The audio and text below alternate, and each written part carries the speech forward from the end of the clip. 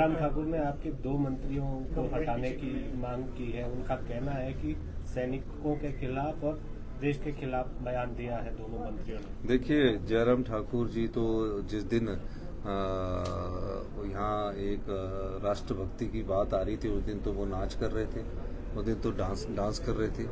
तो उनको भी सोचना चाहिए कि जब आप नाचते हो और पूरा देश गम में डूबा हुआ था, उस दिन राष्ट्रीय शोक था, उस दिन तो वो नाच रहे थे। तो इस प्रकार देशभक्ति उन पर उंगली उठा रहे हैं जिन लोगों ने इस देश की एकता और अखंडता के लिए अपने प्राणों का बलिदान दिया, जिस विचारधारा ने इस देश को मजबूती प्रदान की। इस देश में 2 प्रधानमंत्री, जिस कांग्रेस की विचारधारा ने इस देश की एकता और अखंडता के लिए बलिदान कर दिया, ऐसा उदाहरण पूरे विश्व में नहीं मिलता।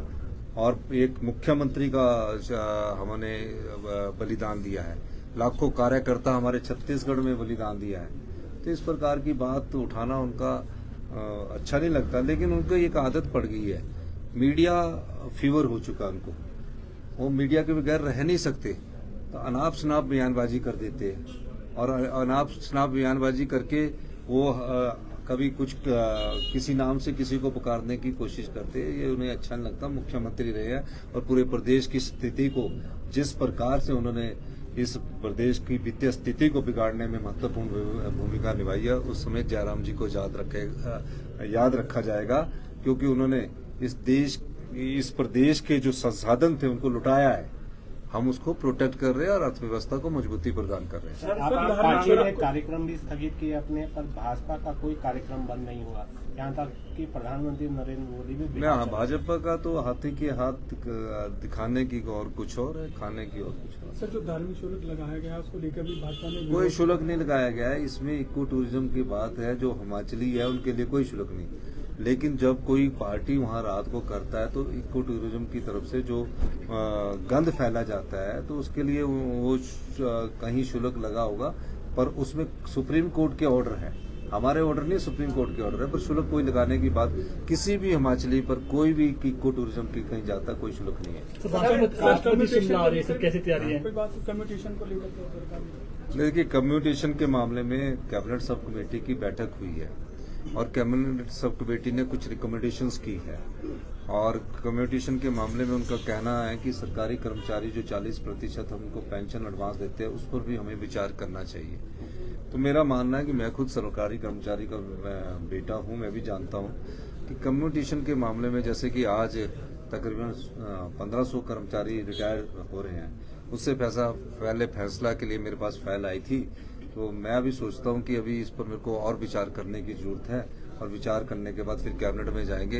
लेकिन जो आज कर्मचारी हमारे रिटायर हो रहे हैं, हम चाहते हैं कि उनको पूरा कम्पनसेशन मिले, क्योंकि कम्यूटेशन एक इस प्रकार का धन है कि जब वो रिटायर होता है 30-35 साल के बाद सरकारी कर्मचारी या अधिकारी, तो उसने कुछ बचाया नहीं होता, तो अपने घर में जाकर उसका मकान बनाता है, बिल्डिंग बनाता है, उस पर पैसा खर्च करता है, और उसके बाद वो अपना बुढ़ापा का जीवन यापन ठीक करता है। तो बड़ी वित्तीय स्थिति ठीक नहीं है, लेकिन हमें सरकारी कर्मचारी और अधिकारियों की इस विषय पर विचार करने के लिए थोड़ा अभी समय चाहिए। लेकिन मैं कम्यूटेशंस की जहां तक बात है, जो कैबिनेट सब कमेटी ने चर्चा की, उस पर आगे कैबिनेट में चर्चा की जाएगी। लेकिन आज जो भी रिटायर हो रहे हैं उनकी कम्यूटेशन नहीं काटी जाएगी, उन्हें पूरी कम्यूटेशन दी जाएगी। सब प्रकार के प्रस्ताव है, लेकिन सब पर चर्चा होनी है। कैबिनेट सब कमेटी की बात है, सब प्रकार के प्रस्ताव है, और निश्चित तौर पर प्रदेश कैसे आगे बढ़े, इसमें कर्मचारियों के सहयोग से ही आगे बात की जाएगी।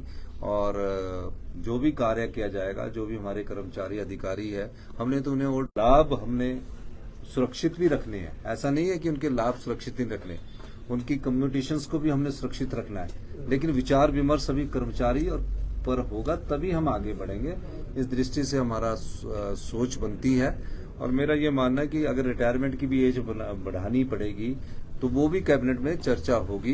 कैबिनेट में चर्चा के बाद ही हम आगे इसमें बढ़ा जा सकता है, और किन परिस्थितियों में बढ़ानी आएगी उसकी पूरी प्रेजेंटेशन होगी। लेकिन दूसरी तरफ हमें रोजगार के साधन भी उपलब्ध करवाने हैं, युवाओं को भी ध्यान में रखना है। तो अभी इसमें कोई फैसला नहीं हुआ है, जो सब कमेटी ने फैसला किया, अभी कोई मैंने फैसला नहीं किया है। लेकिन इस प्रकार हमारे पास कैबिनेट नोट आए, हम आगे आने वाले समय में उसको और विचार करेंगे, और विचार इस आधार पर किया जाएगा कि जहां रोजगार के अवसर भी कम ना हो और विचार करना नहीं करना है वो भी कैबिनेट ने ही फैसला करना है। तो अभी सर राष्ट्रपति दौरा फाइनल हो गया सर? हाँ, 5 मई का राष्ट्रपति का दौरा फाइनल है और पर क्या परिस्थितियां होती है उसके हिसाब से हमें सर सर, commercial vehicles में आपने जो धर्मशाला है- के लिए सर डिपार्टमेंट जा रहे हैं सर यहाँ से? देखिए डिपार्टमेंट कोई नहीं जा रहा। जी ये जो कारपोरेशन बोर्ड के जो कमीशंस के ऑफिस है सर। उनको भेजने का हमारा है। जैसे विभाग है, विभाग तो सचिवालय राज्य यहाँ है तो कैसे जाएगा। जी हाँ। सर कमर्शियल व्हीकल्स में आपने जो है वो कार बिन के लिए कहा है कि डस्टबिन होना नहीं, चाहिए। वो हमने कहा कि कई बार क्या है हिमाचल प्रदेश के प्राकृतिक सौंदर्य के साथ हमें स्वच्छता का भी ध्यान रखना है और हिमाचल प्रदेश की संस्कृति में स्वच्छता प्रथम स्थान पर रही है। तो हमने कहा कि जो अभी दुकानदार है वो जो अपना छोटा सा डस्टबिन जरूर रखे और वो वहाँ खाना पीना ताकि वो हमारी प्राकृतिक सौंदर्य को नुकसान न पहुंचाए। उस दिशा से हमने सबको दिशा निर्देश दिए हैं। सर लगातार सीज फायर का उल्लंघन हो रहा है पाकिस्तान द्वारा और ये भी कहा जा रहा देखिए है कि देखिए राहुल गांधी जी ने स्पष्ट कहा है कि देश के प्रधानमंत्री जो भी फैसला करेंगे हम उस फैसले के साथ हैं। इस संकट की घड़ी में पूरी कांग्रेस कमेटी जो देश के प्रधानमंत्री है राहुल गांधी जी हैं, पूरी कांग्रेस पार्टी उनके साथ खड़ी है। जो भी आतंकवाद से लड़ने की जरूरत इस देश के इस सरकार को पड़ेगी। हमारी सरकार, हमारे नेता राहुल गांधी जी चट्टान की तरफ खड़े हैं और हम सब लोग इस समय जो पहलगाम में घटना हुई है उससे हमें उन परिवारों के प्रति भी संवेदनशीलता है।